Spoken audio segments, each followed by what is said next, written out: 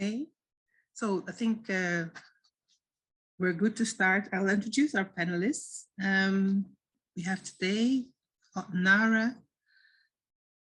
Paes from Sao Paulo, Brazil, joining us. And Nara Nishitani, if I can say that, has been working as a facilitator, a regenerative culture designer, and self-management consultant for the past 9 years. She transitioned from a career in the IT industry, where she worked for more than 15 years. Her work is based on regenerative paradigm organizations as living systems and sociocracy. She's also a member of Sociocracia Brazil, Regenerativa, and Teal Brazil movement, and very eager to share with us her insights for us to cultivate and even more regenerative organizations. Also joining us this afternoon is Audrey Morin. She's been traveling eco-villages and regenerative projects for 2 years and dedicated herself to energize the eco-village movement, to learn and propagate the tools that facilitate living together, collaboration, and interconnection. Now, those tools include, of course, nonviolent communication, sociocracy, and the eco-village regenerative design principles. Audrey is also a working member of Sociocracy for All, where she contributes to spread and support the use of sociocracy in intentional communities. And last but not least, we're joining us Jerry Gonzalez. And Jerry helps companies and organizations to implement sociocracy to create adaptive and effective organizations where all members' voices matter. Being a consultant and certified trainer in both dynamic governance and compassionate communications. So together, I'm sure they will be able to share with us enough to inspire us to learn more. And so we'll start with the first presentations. Edith, can I give it up to you?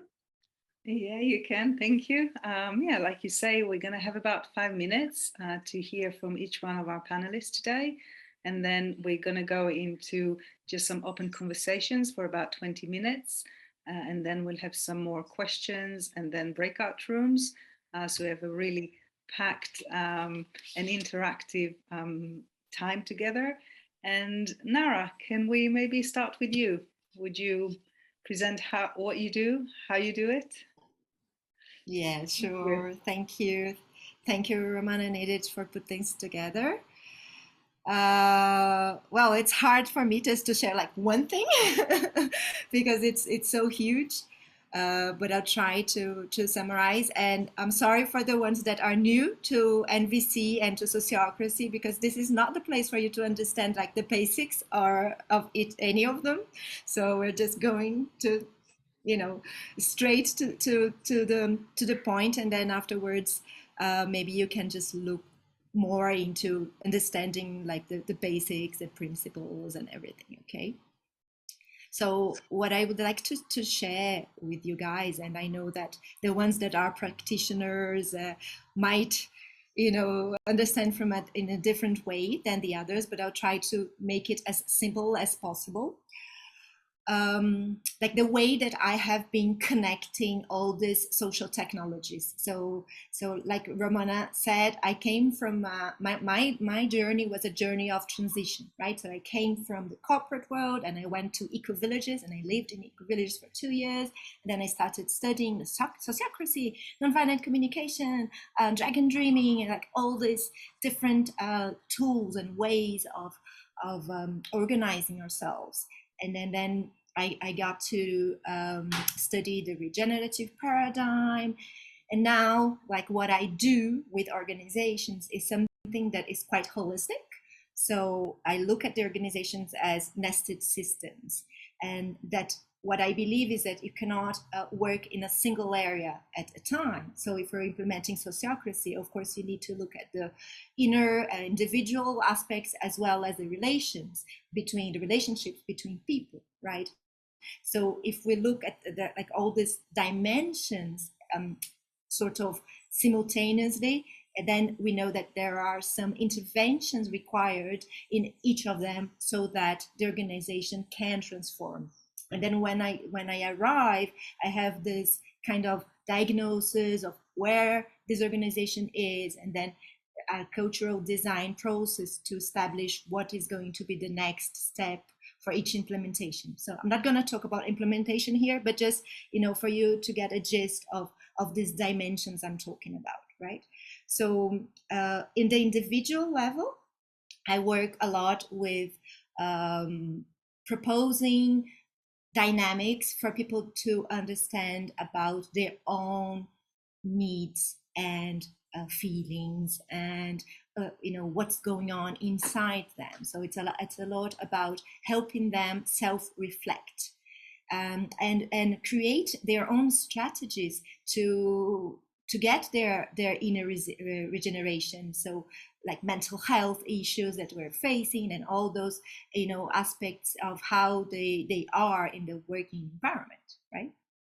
When it comes to creating relations, so if these individuals are collaborating in an organization, it means they're going to connect to each other. So conflicts will arise, difference of opinions will arise, and then this is where nonviolent communication enters, you know, to support them in creating this, like in evolving this ability to empathize with themselves of what's going on in terms of feelings and needs, but also being able to express this to each other. So how they are going to say what their needs are and make requests, and how they're going to listen empathically about from the others, you know, what are the others feeling and what they need, and so that they can co-create something that is good for everybody in this relationship, right? So in this level of teams, I work a lot with nonviolent communication, but other tools as well. I'm not going to mention that because the topic today is nonviolent communication, but you know, there are different tools that are in this dimension as well. And in the organizational, like the structure of the organization is where I consider that sociocracy comes in. Right? Because we're breaking from a hierarchical structure and creating a new structure based in circles and roles and policies. So this is something that needs to be clear for people, that they can create these structures and to distribute power and to have at each time more and more clarity of responsibilities, and so that they can cooperate in a self-organized organization. So this is a very important aspect of what I do, helping organizations evolve. And then the others are really supporting this to manifest, to help. And one is supporting the other, because I feel like without a structure, a clear structure, then, you know, like emotional and psychological safety is not possible, and the other way as well, right? So we're creating all these strategies, changing structure, and at the same time building cognitive capacity on people. And then, of course, this is for a purpose. So organization exists for a purpose. So there is this like bigger dimension of which is the contribution of the organization for the systems, the ecological and social systems that the organization belongs to, right? So this is the more the regenerative perspective. So just to like in 5 minutes, in a nutshell, explain a little bit of how I work and how I see organizations nowadays, and how, you know, sociocracy and nonviolent communications comes into this bigger picture.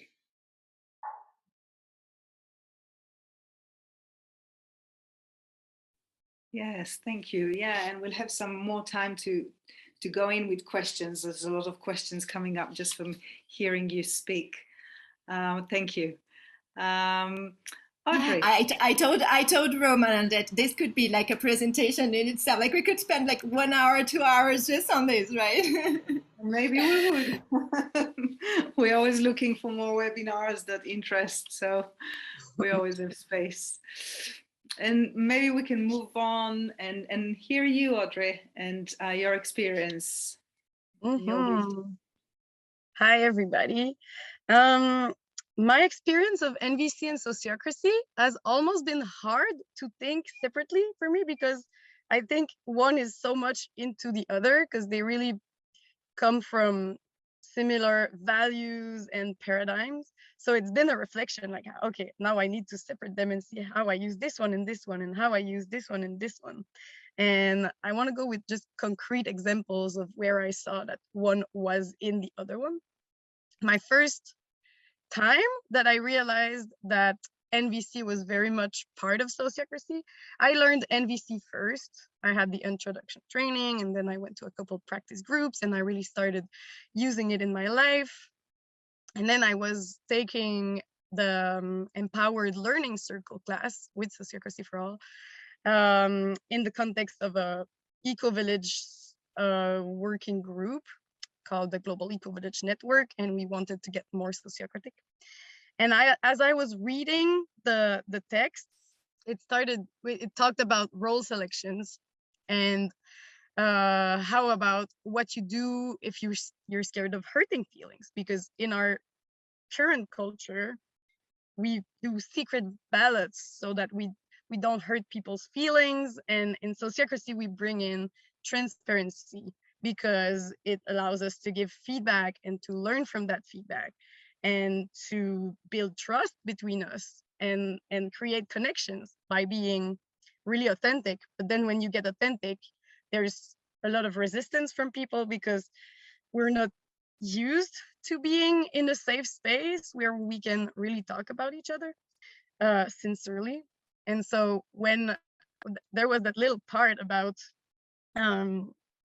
how to object to your friend being nominated in a role, and how to give feedback about what you don't like, from why you would object, it feels hard to say. And as I was reading, it was talking about, oh, identify your needs so that you can really take responsibility for what you're sharing. And you can, rather than just objecting, you can have a clear request about what could people do to support you in the context of that person filling the role. So, and really taking responsibility for yourself, rather than being judging of like, oh, this person is a bad facilitator and I object, so that would hurt feelings much more. And also there was a part about feedback not being the cause of the other person's feelings, but feedback really being the trigger, and the real cause is whatever needs they have. Because we could, in what I like about sociocracy is that we bring feedback as a gift, and makes me think of permaculture as well, feedback, not failure. So all of that, when I was reading that, I went to see my notes again, and I wrote NVC, and I remember having a haha moment of like, okay, those two things that I'm learning that I thought were different are just different strategies, but they really come from a similar worldview. And that's what I want to contribute to bring in the world, a place where we can be safe, and we can at the same time be authentic, because it's also hard to be authentic and safe, and to not be authentic and be safe. So we want to feel like, okay, I can be myself and I can be received. So I find that in the context of sociocracy, we're constantly a group of people working together. So I really like that Nera showed us the different levels. And at that level of the group or the team, it makes such a difference when people have started doing that NVC style introspection, and knowing themselves. And another place where I see it, I kind of see the difference from people that have done this introspection and started taking responsibility and knowing better the difference between their feelings, their needs, their strategies, just untangling the spaghettis, that I call is the work we do in NVC, separating all the spaghettis from each other. It makes it easier to object, because if you're going to say it doesn't work for me, it takes me from being able to do my work well, it's not even in my tolerance zone. I'm noticing that some people just don't know. And like when we're more conflict averse, we're really less, it's less easy to say no to something. People in some groups that I've worked with were really like, oh, it's okay, it's okay, it's okay. And then 3 months later, we've made a decision and now it doesn't work. And now there's a crisis in the group and conflicts don't get resolved. So I've kind of decided that I mostly want to work sociocratically with people that also do NVC because it makes things so much more complete. And I like the structure of that sociocracy brings us to work together. And I like how sociocracy brings in the human aspect of it. And just to finish, when I was doing the academy, there were many badges. It's a learning program based on badges that were about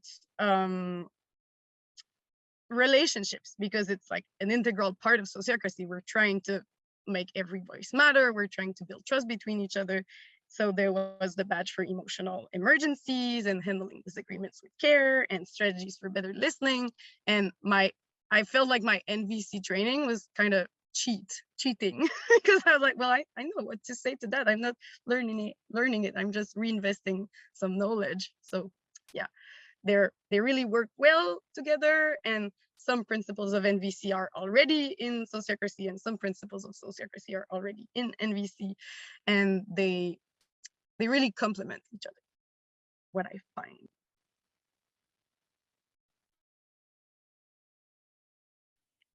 Yeah, thank you. Beautiful, Audrey. Yeah, thank you so much. Let's carry on with Jerry, and then we'll move into some questions and discussion. Jerry? Okay, so maybe put the context of my own story. When I was in my 20s and 30s, I was part of a group called the Movement for a New Society.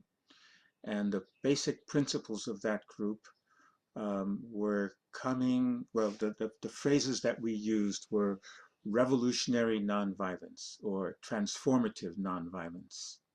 And so we worked for social change from that perspective, taking as our mentors, in a sense, Gandhi and the movement for the liberation of India from British domination, and also the inspiration from Martin Luther King and the movement for liberation of Black people in the United States from white domination, and also from liberation and full empowerment, full capacity of women, with the feminism movement. All of those things, what revolutionary nonviolence would mean to me is that all voices matter.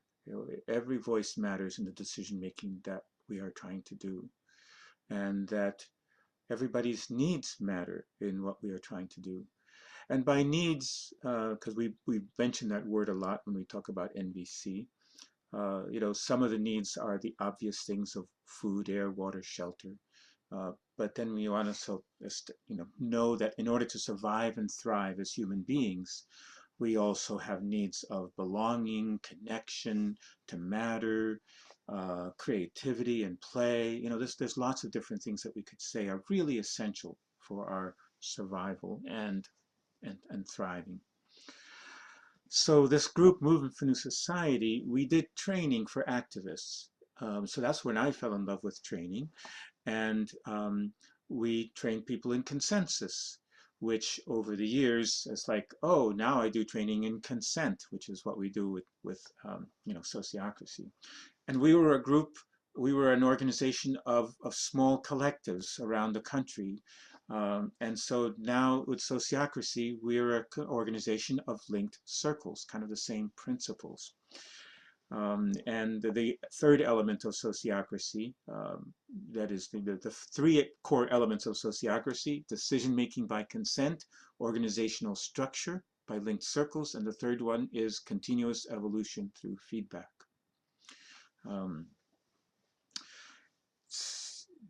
And when I was part of that group, we published a little handbook called A Handbook for Nonviolent Communication, which was written by Marshall Rosenberg, founder of NVC. So I got early connections with NVC before I knew about sociocracy.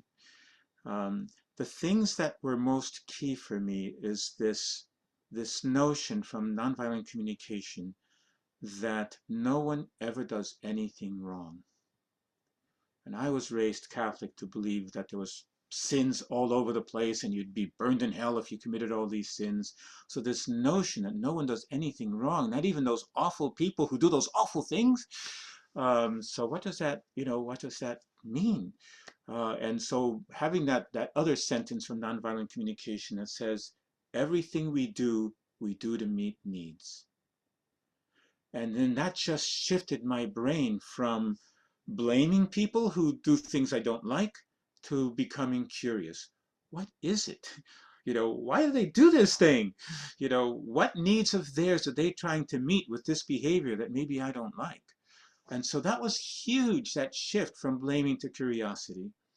And then that translates into sociocracy, because when somebody objects to a proposal that I think is brilliant, like, oh, what needs of theirs are not being met by this proposal? I want to be curious about that. So rather than seeing someone who objects as a problem, hopefully I'm being able to see them as a gift. That there's some need that is not included in this proposal. So how can we improve this proposal so that more needs are more effectively met? Another part is just as a facilitator. If I'm running a meeting and something happens, a couple of people get into a little war with each other, well, what do I want to do as a facilitator? I've got my NVC mindset, and it's like, okay, nobody's doing anything wrong. The first and most important thing is, do we even understand what we're saying to each other?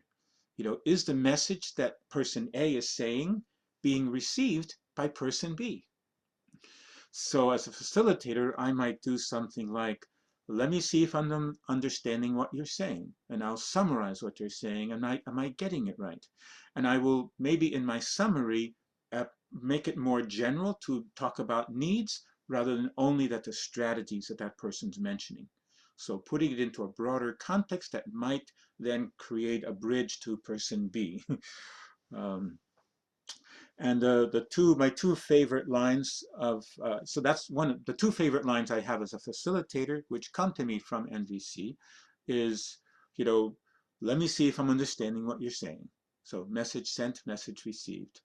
And the other is, tell me more, because I want to draw out more what they have to say, so that we all wind up having a shared understanding.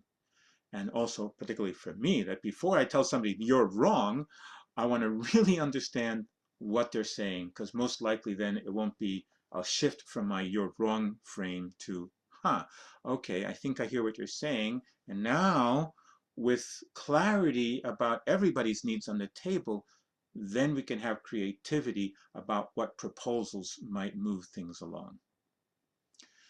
I think the only other thing I would say is, it's interesting, my history with nonviolent communication and with sociocracy. I tried to bring sociocracy to the nonviolent communication world, and we almost got there, but then the board of directors said no, and it was really heartbreaking. But now I'm hopeful again, because Ted Rao is on the board of directors of the Center for Nonviolent Communication. There's more energy there. And the piece that was important to me is that sociocracy without nonviolent communication can be cold. It's just do what we do, and we forget that we're human. But it's very oriented, getting things done, and I love that. What nonviolent communication was challenged by is focused on everybody's feelings, and maybe not getting anything done. So it would drive me crazy sometimes to be in an organization that was based in NVC, where all everybody would do is, I'm triggered by what you just said. Well, I'm triggered by your being triggered by what I just said. And it would just be that. And so bringing the two together is what feels like it's really powerful. So that's my piece. Thank you. Yes, thank you. Thank you, Jerry. Thank you all. I think one of the things that I wrote for myself, that it's not, that it sort of brings to sociocracy another level, for me anyway, just by hearing you, that it's not just we are hearing all voices, but we also trying to hear all the different needs. And that to me brings, I don't know, it brings a different depth of voices, because it goes into really understanding the needs.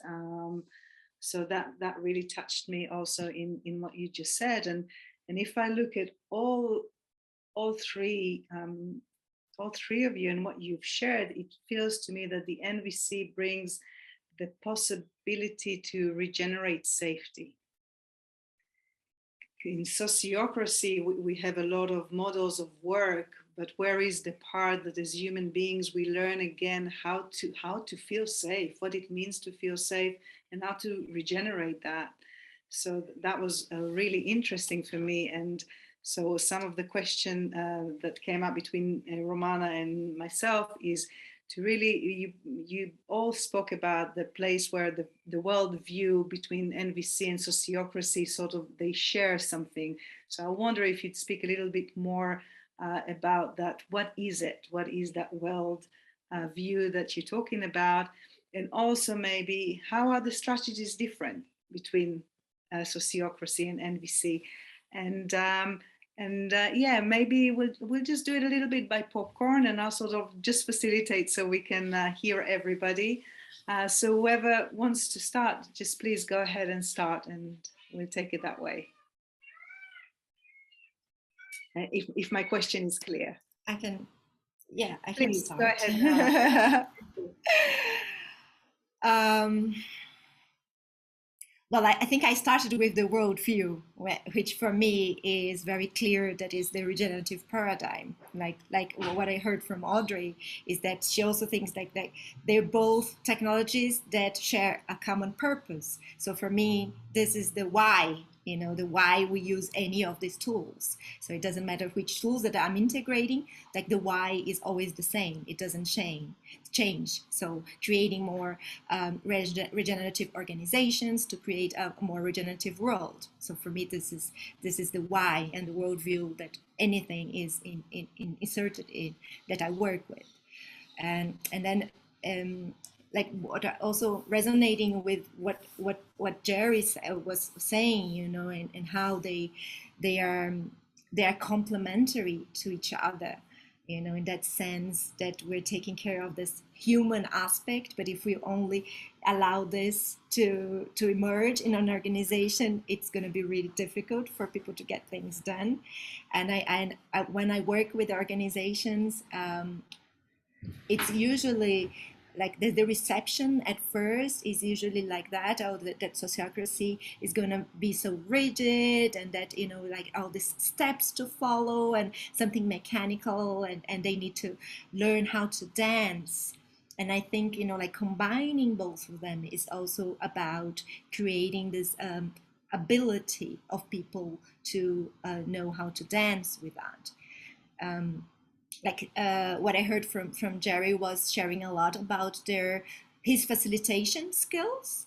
And what I'm trying to do with my clients is usually helping them build facilitation skills.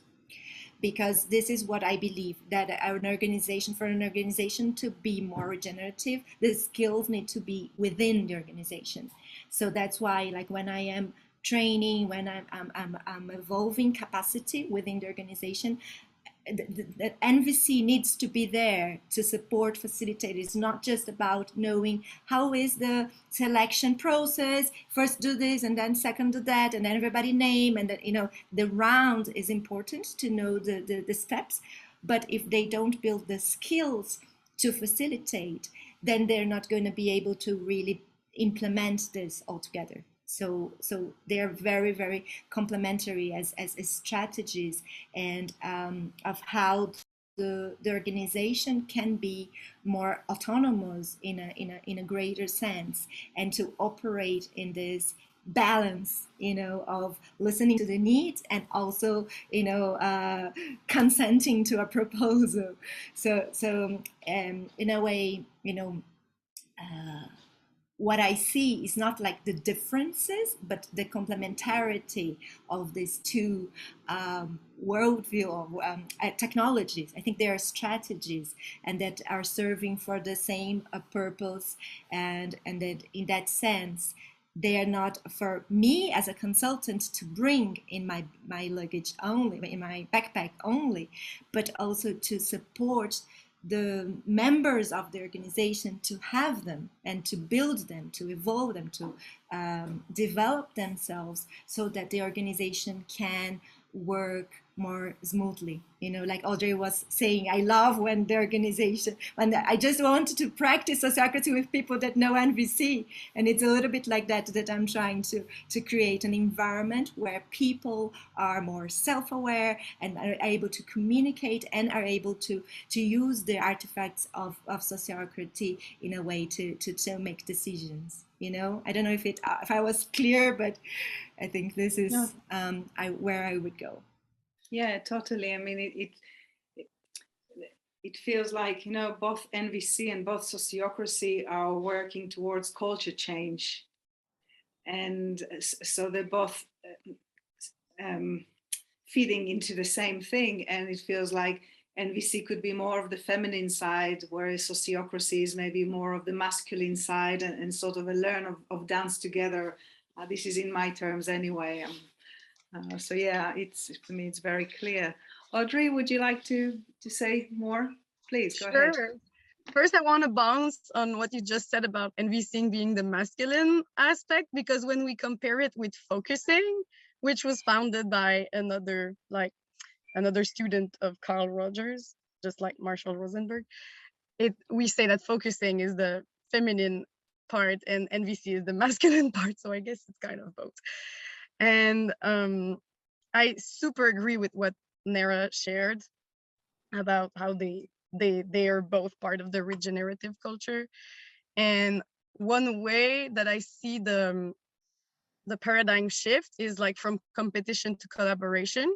They're both so much about let's collaborate together, and we believe that something is magical that will make it possible to have all of our needs met.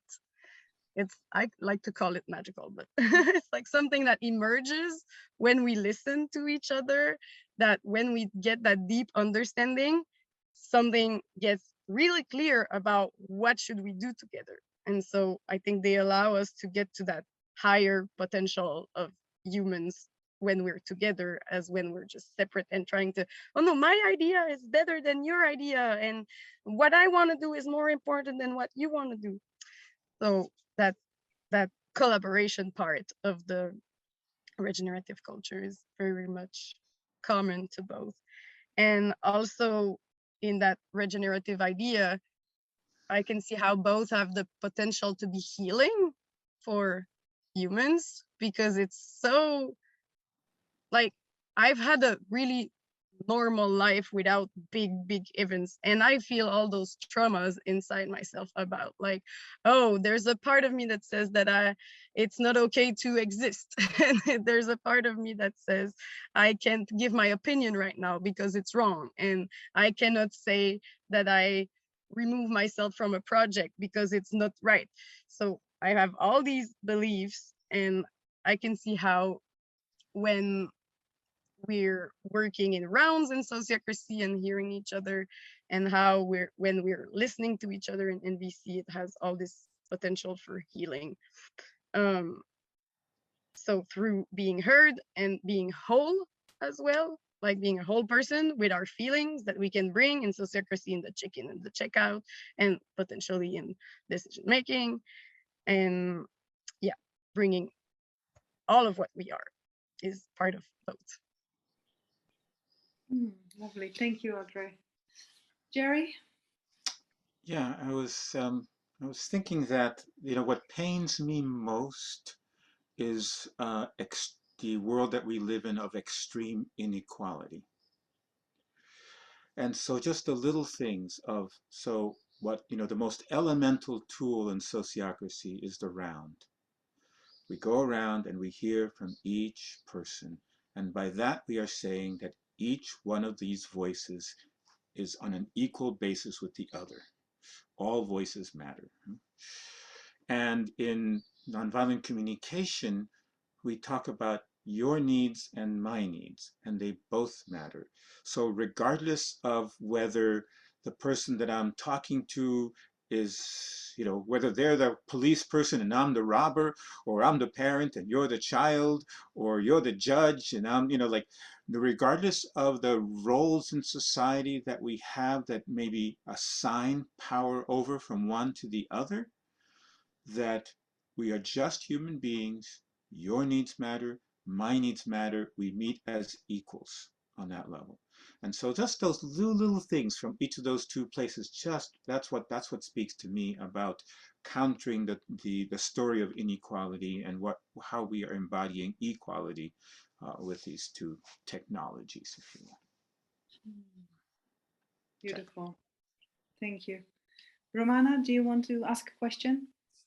Yeah, because I was just listening to Jerry saying, and I was just thinking about like what maybe you could say to us, Jerry, what is needed so for organizations of individuals to kind of learn this amount of literacy you need to be able to be effective in an organization working with other people. Could you share a little bit about us, what you think, what your experiences are? Let me see if I understand the question. Is what organizations need to be able to adopt or bring in sociocracy and NVC?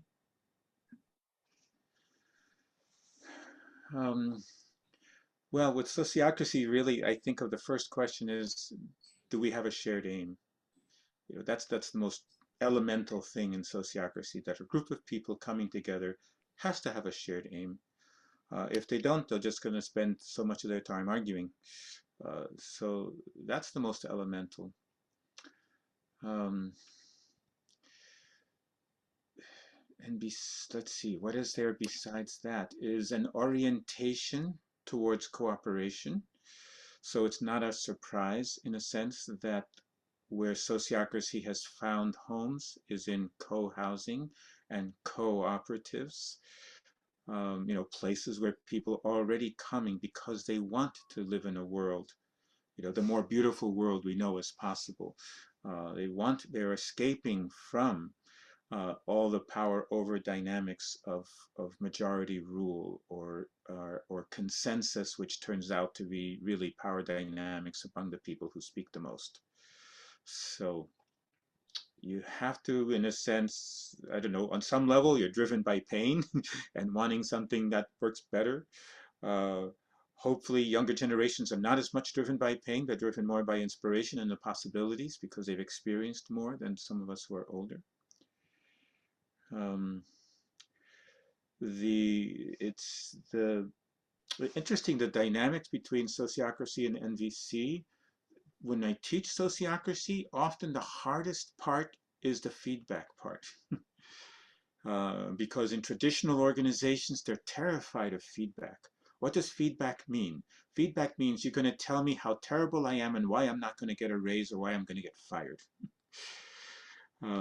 Whereas feedback in nonviolent communication is, you know, this is what's going on for me and what's going on for you and how can I contribute and how can you contribute to me? NVC is very feedback rich. So that's part of why bringing NVC into sociocracy helps the organization adopt both.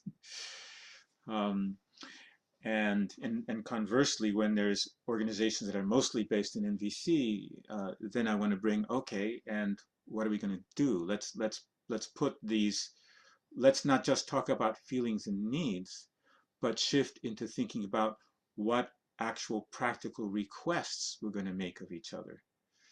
Because the request in NVC is the same thing as a proposal in sociocracy.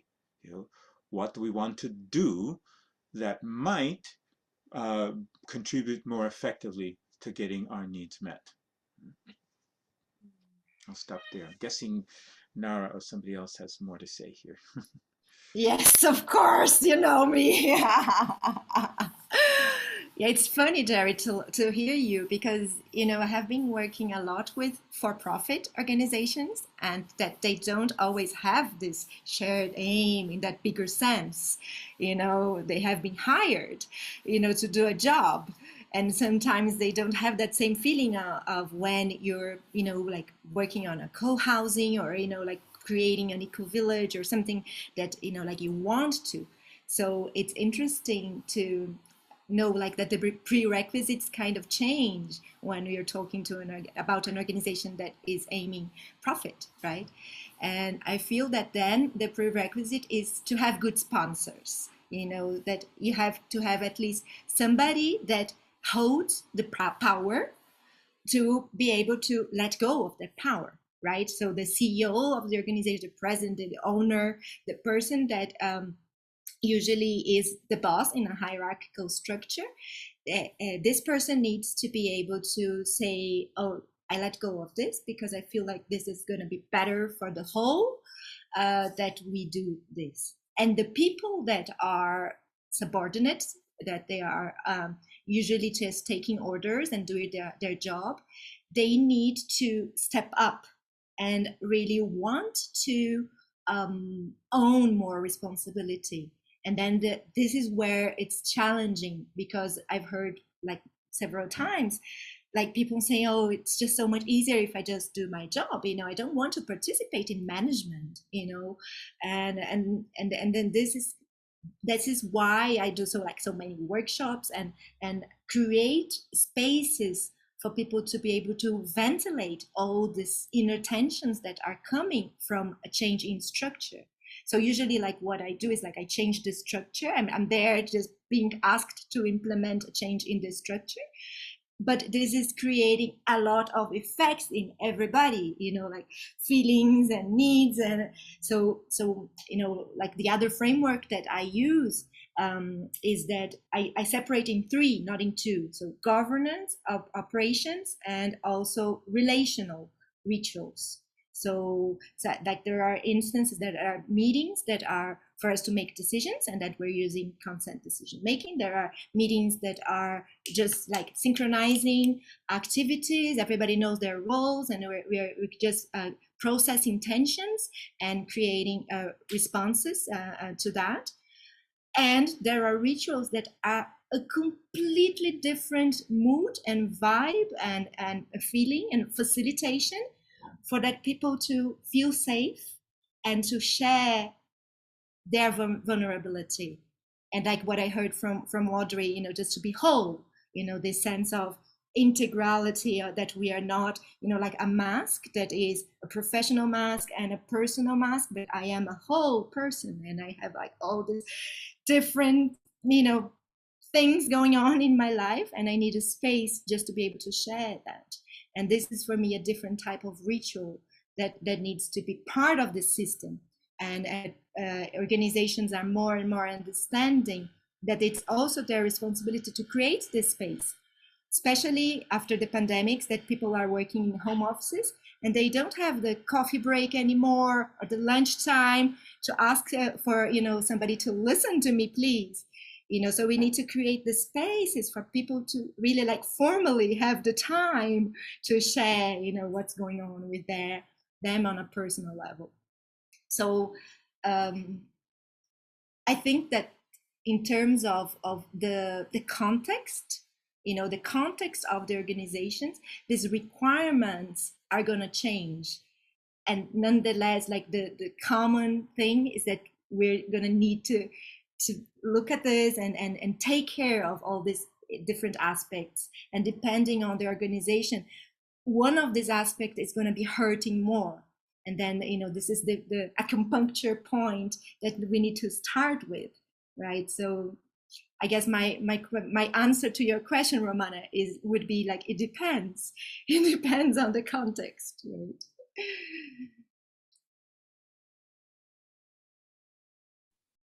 Yeah, Audrey, do you have anything to add? Not something very revolutionary, but the first thing that came to mind with the question of what organizations need to bring in sociocracy and NVC is training and practice and coaching. Not very surprising, but worth mentioning. You don't, I think people underestimate the importance of coaching and practicing for those kind of things. It's really like a deep change, and sometimes we think we understand in theory for NVC, for example, but like when you try to apply it, it's like, oh, it's not working the way I had it in my mind. So practicing, coaching, training. Mm. I Yeah, wanted thank to you, add, Audrey. yeah, Yeah, one little go thing. ahead, Jerry. Yeah, something that Nada said, kind of, just an example, I think, in co-housing communities that I often talk to, especially if they have not adopted sociocracy, they tend to have the whole group, the whole community has meetings to make decisions. And in that context, then they wind up arguing and not spending much time having the kind of relational community building rituals that Nara was talking about. And so when we can adopt sociocracy in these co-housing communities and they move the decision making out of the full circle and into the smaller circles where the dialogue can really happen for decision making, that leaves open the whole community meetings for exactly what Nara was talking about, that relational community building aspect of things. So that was just a little example of how sociocracy impacts co-housing community, precisely on the point that Nara was talking about, the importance of the relational aspects. Check. Beautiful, thank you. Yeah, let's see the time. Okay, we'll sort of switch to see if there's any questions that are coming from our audience, either by raising your hand or by writing into the chat.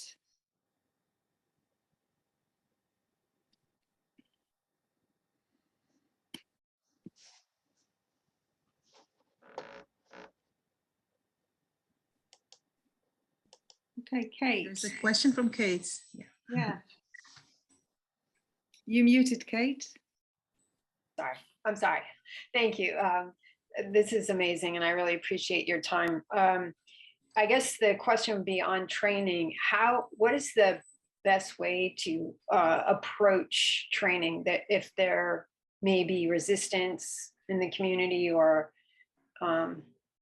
yeah, I guess that would be it. How do you approach it in a way that allows people to slowly come along?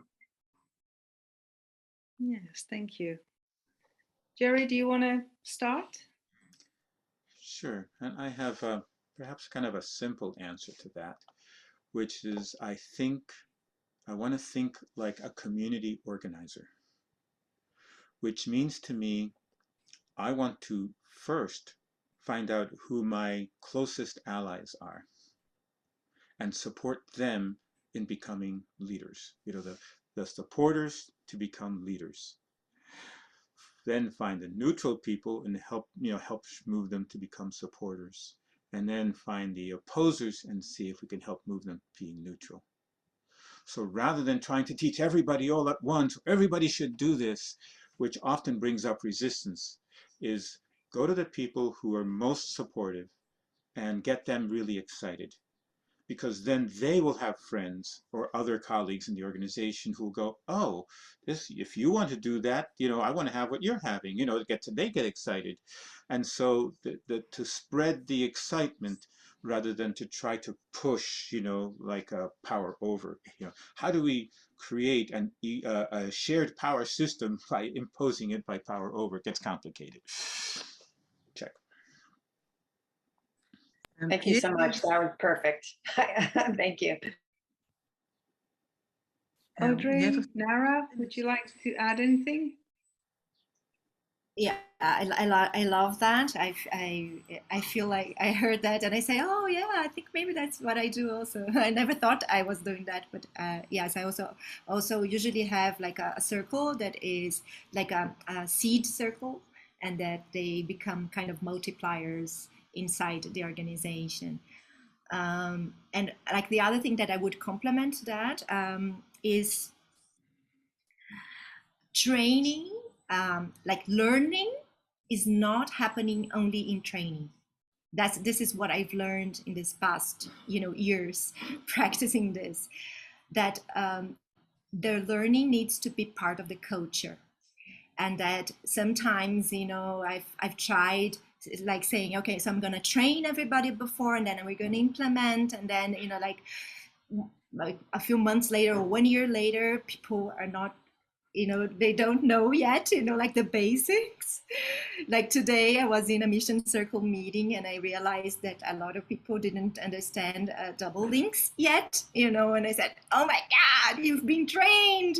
And then and it's not like uncommon to see that people have different times to understand, like sometimes like they think they understood, but then like a few months in practicing that, they understand that they didn't understand. So this needs to be like throughout, like every day, in creating strategies that the learning can happen within the circle. So what I sometimes do is that I coach circles. I coach facilitators, I coach secretaries, and like delegates and how do you call it? Operational leaders. So like the main essential roles are coached like on an individual or collective basis, but they need to understand better like how to perform, because they are also multipliers, right? If a facilitator understands the process and conducts a meeting in that process, then the others are going to kind of fall nicely and start appreciating, have time to speak up, like in the meeting. And that they don't need to totally understand the concept. And once they feel the need to understand, that there is a way for them to understand. So coaching is another strategy that I use. And another something that a client asked me to do. I don't know if this is totally working, but what they asked me to do is to record a training in pills. So I have like the videos. So I spent like a whole day recording like up to 10 minutes videos, and what they are doing is that they're watching one video and then they have like a round of questions in the circles. So all the circles are having like pills of learning throughout, and so this is kind of spreading. So this is just a few examples of how to think about a learning culture and not training. Thank you. I actually have to go to another SOFA class on deep facilitation. Thank you so much. I really appreciate all your time and input. Thank you, Kate. So Edith, we had a question in the chat from, let's see, oops. Well, very concrete, if there are any books or materials that you could recommend on NVC. This would be a good time to just talk about all the various offerings that, Sociocracy for All or any of us who are presenting here have, just before other folks leave, that do you know what the resources are? Yes. I don't know if that was you, Romana or Edith, who want to. Yeah, I can post them, and while I'm doing that, maybe Romana, you can read the other question, and we can come back to that question with the books and materials while I'll post into the chat different links. There's another question. Yes, yeah, we can also email most of the links later so everybody can look at it, even the people that may have left the meeting already. Yes, there was another question for an example. Let me see. Somebody, Sarah, would like to hear an example of the combination, the connections made between NVC and sociocracy, like for instance, how introduction of NVC in a community practicing sociocracy helped them. So if there's anybody who might give a practical example, Jerry or Nara, I don't know. I could, but I'm just thinking that I'm talking a lot, so maybe Audrey would like to go first. I can give a quick example. It was still with our Global Eco Village little circle that we were practicing sociocracy for maybe a couple months, and a lot of tensions came up, and we decided to do something like just a a listening circle, and I tried to facilitate it with my NVC skills. And basically what we did in that circle was just reflective listening all the time. Every time someone said something, I asked one or two other person, can you say what you heard? And then the other person said, yes, that's it, or no, and they built a little bit more around it. And it really allowed us to learn things about, especially one person that was starting to have lots of tensions. And so just the power of listening outside of the decision making. So it's kind of an example of the relational, I forget the word, but the relational moment. I call it the heart-to-heart meetings for communities. And I could see the power of just taking relational time with NVC skills. One other little example would be sometimes in co-housing community, when we're dealing with difficult issues, is to separate the meetings. And I think this is basically maybe the same thing that Audrey just said. We are, for example, considering changing the name of our community. Well, there's a lot of attachment to the current name as well as desire for a different name. If we have a meeting where we're trying to make a decision, everybody's tensions will be high. So first we could have a meeting where we just talk about what the current name means to us, what the notions of a change of name would mean to us.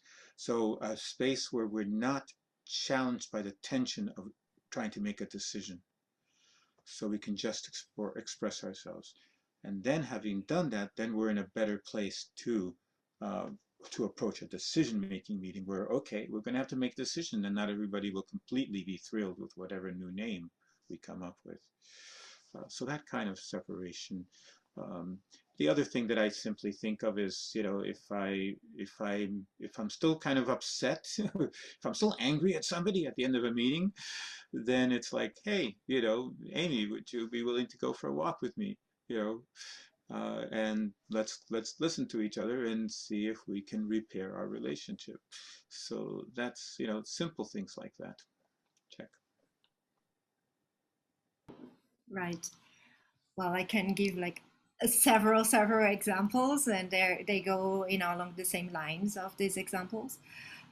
So for instance, last week I have this client that is not for profit, this one, but they are an organization that was moving from a kind of an hierarchical structure to this self-management structure, and they are creating circles, and one of the circles that they have created are the people and culture circles, right? So there's somebody that used to take care, that became the operational leader, and now has a team to create these things, and to care for people and culture.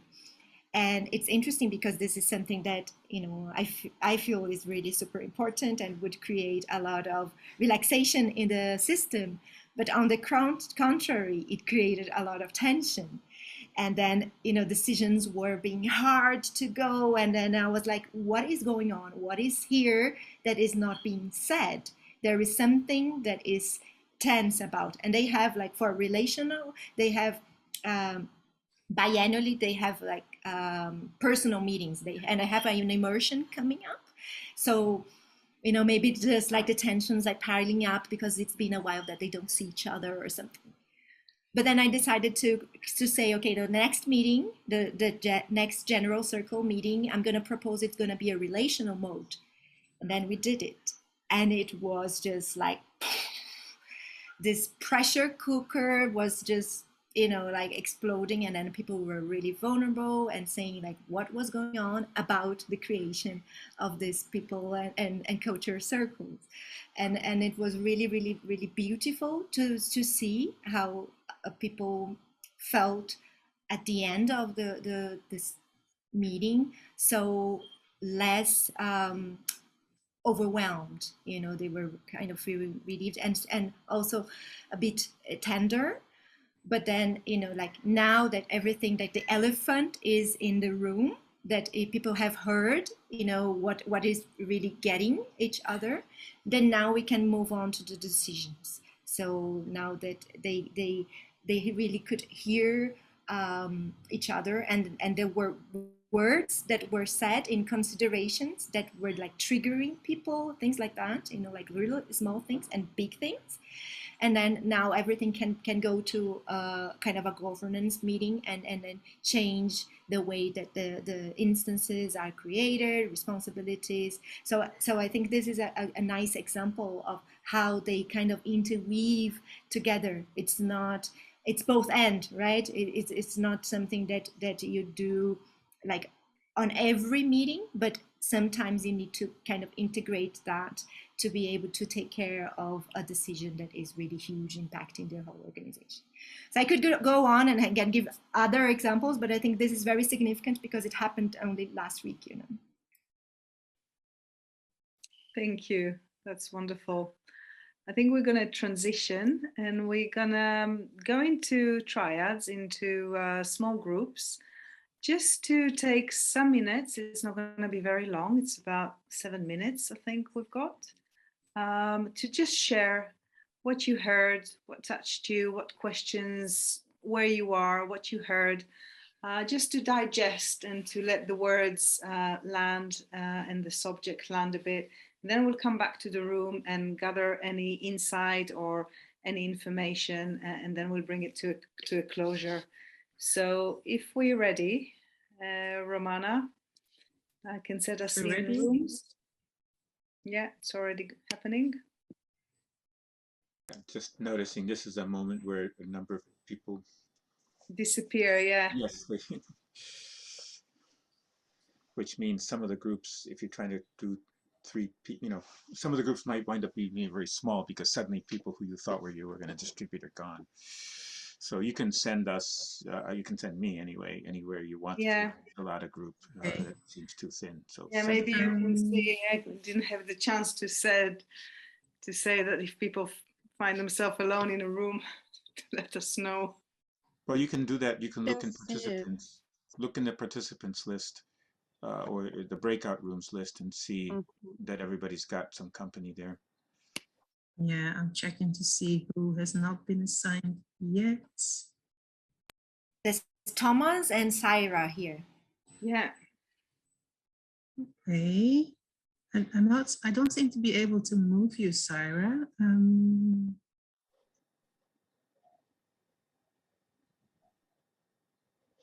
Or with Saida here, Saida and Thomas, they can start talking, and if you want to send me anywhere, I'm happy to go somewhere. Every room has two, well, only one room has two people, but for some reason I can't move Syra. Maybe Syra, did you come back from one of the rooms?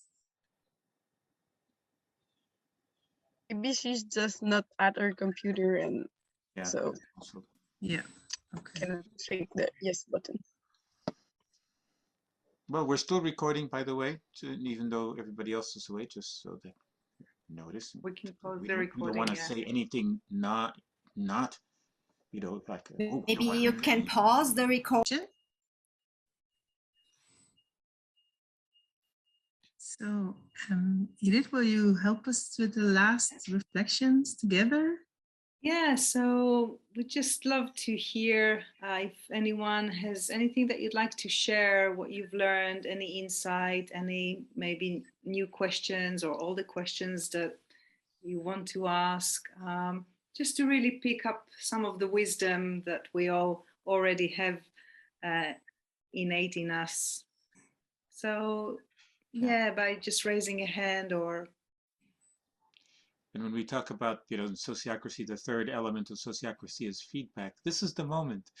This is the moment you give us feedback of what has been said that was meaningful to you, or that, sparked some question or some answer for you.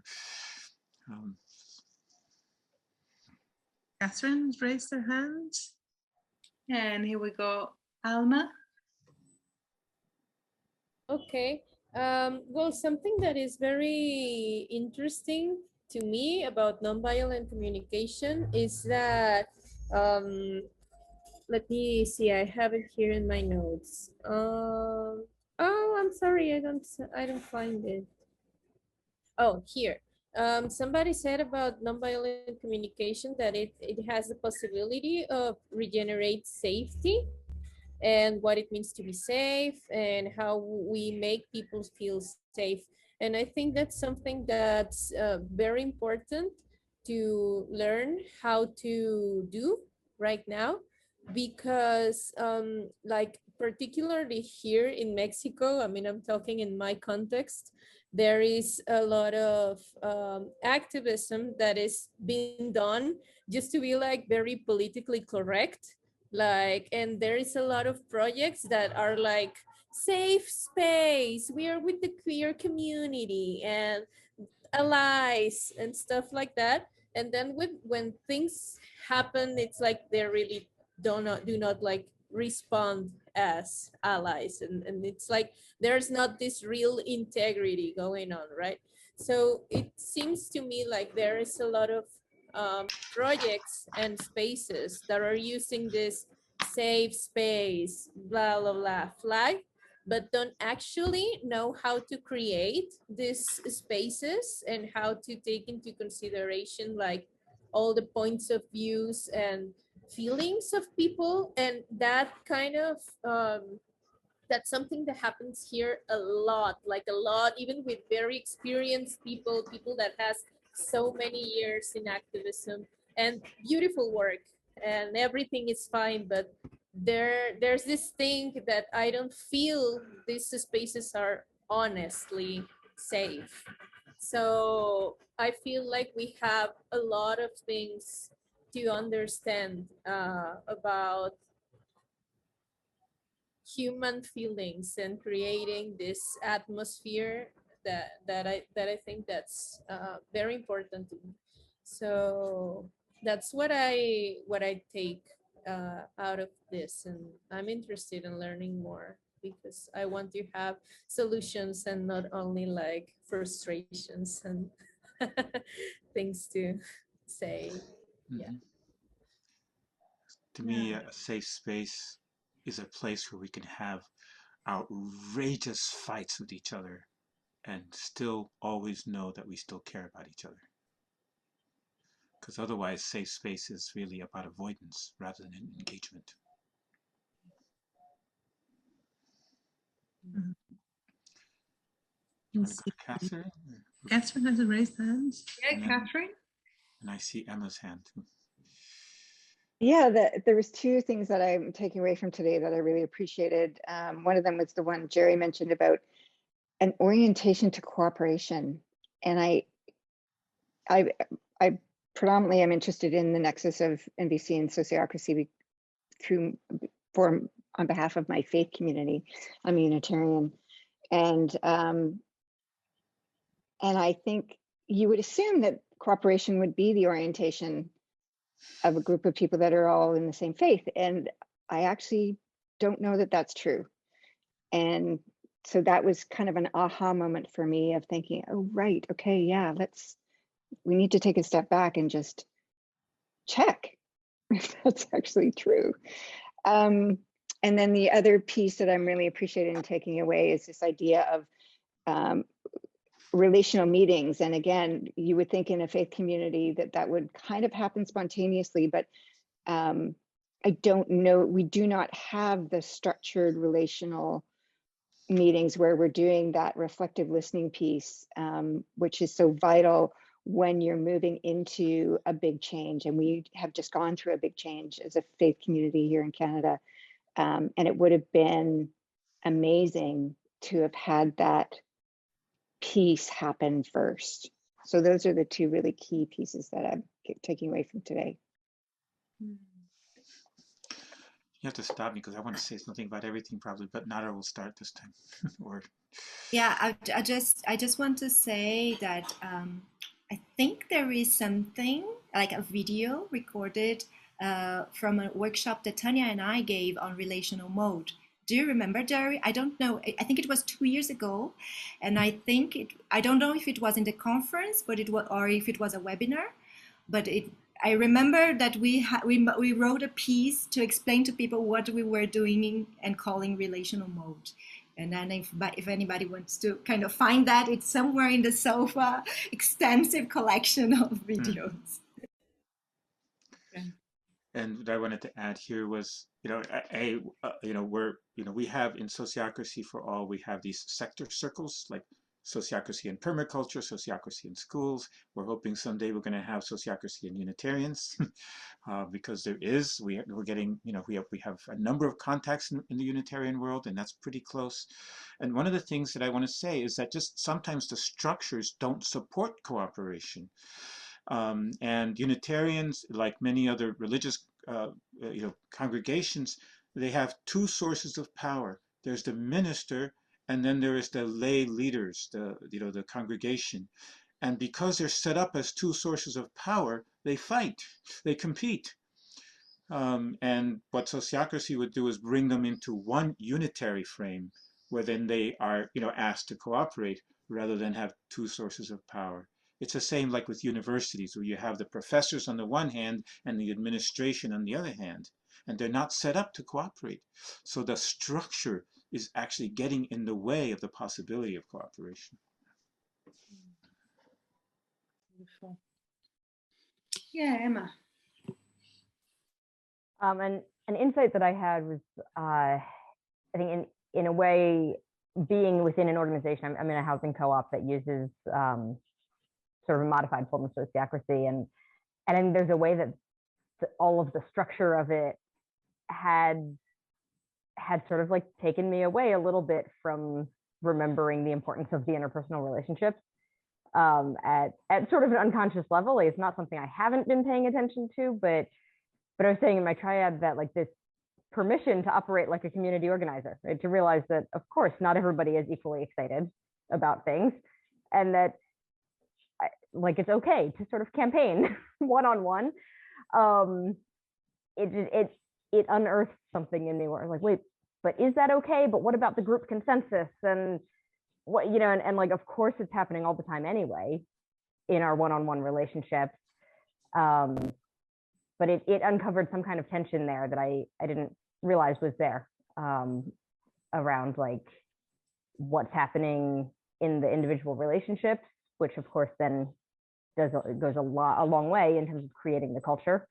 And how does that interface with having the group's consensus or the group's consent on changes?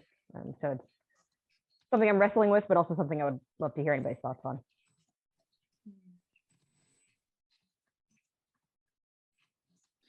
Yeah. Jerry, you I muted? have something, like probably some of us, I have always something to say about everything. So one of the things that I appreciate, the way I explain sociocracy sometimes is it's both and, the individual and the group. So that's the challenge and the magic. So it's not just about groups. Sometimes people say, oh, we can only do things, according to the rules of sociocracy around, we have to be in a meeting somehow. It's like, no, you're still an individual. You still get to talk to your neighbor. You still get to talk to somebody who's in another circle and say what you think. That's okay. And let, if you have a good idea and it spreads, terrific. And you're a neighbor, so maybe we can talk sometime. So I'm down in Amherst. I'm not too far from you. Check. Thank you. I think we'll take one more question from Sheila. Or question or insight or sharing. You muted? So I am. Thank you. I don't think it's I'm not sure it's a question. Maybe there's a question in it, but it's what I'm hearing.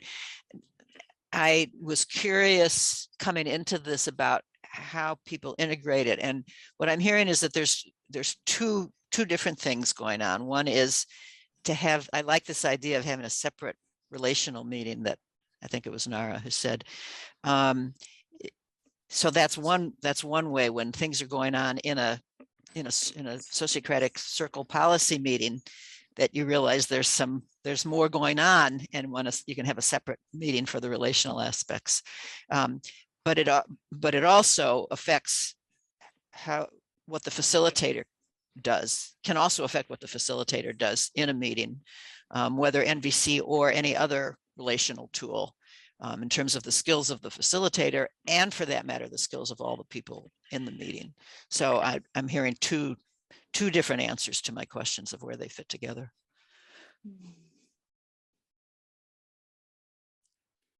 Can I go? Okay. Yeah, I like what you're stressing out of not just the skills of the facilitator, but everybody in the group, because the more the group can self-manage, the less pressure there is on just one person. And I've experienced sometimes groups where people are not used to working rounds and to introspect, and it's like it can just get chaotic. You cannot every time someone speaks bring back to the topic and then ask for reformulation from someone else. So yeah, I like that you talked about the skills of everybody in the circle. I can also add to that. That is like when I train facilitators, what I give them is kind of a way for them to be able to choose what to do at each given moment. There are moments that they need to stop the meeting right there and go into relational mode, because there is no way that this group can continue, and move through the decision, and unless they talk about it. And it's just so big that it needs to be taken care right there. There are moments that it's like a person or a conflict going on, and that can be listened to. I can understand. I can use like the paraphrasing and the NVC skills to listen deeply to what is there. But then I can ask if the person is okay with taking this to after the meeting. And then this can be just a conversation, like an empathic listening, or it can be a mediation. So then it would mean like creating roles that there are mediators that are ready to take care of this, like just outside of the meeting. And sometimes it's like the example I gave, it's like the whole ritual that needs to be created to be able to cater for like the emergence of something relational that is not in the ordinary kind of calendar of meetings of this organization. And then on the more kind of structural, cultural level is creating all these rituals that are required. So either if it's roles, if it is a ritual calendar, like 3 times a year we're going to meet and we're going to just integrate and talk about relations or something like that. And also creating a system to respond to conflict. So for instance, restorative circles is something that I have been implementing in another client, because they need to have the capacity to mediate conflict within it, and not just like call me as a consultant every time there's something happening, So they need to build capacity also, not only in facilitation, but also in mediation inside their group, so that when something is happening, then they know, like each person in the system knows how to contact, who to contact, and how to create a ritual that will take care of the conflict. So it's like there are different levels of actions that you can use, of patterns that you can use to implement this. And I think this is what we talked about in that workshop, I think. But we can talk more, Sheila, afterwards, and then I can give you some references. Thank you, Nara. Wow. Well, thank you, Nara. Thank you, Jerry. Thank you, Audrey. Thank you, everybody, for joining us and being with us. We've put some links on the chat. We're having our conference, 2022 conference of a conference coming soon. Do click on the link. It's a huge gathering of so much inspiration and information and conversations about sociocracy in all sorts of different fields. So do join us. And thank you for my part. And Romana, would you like to say something?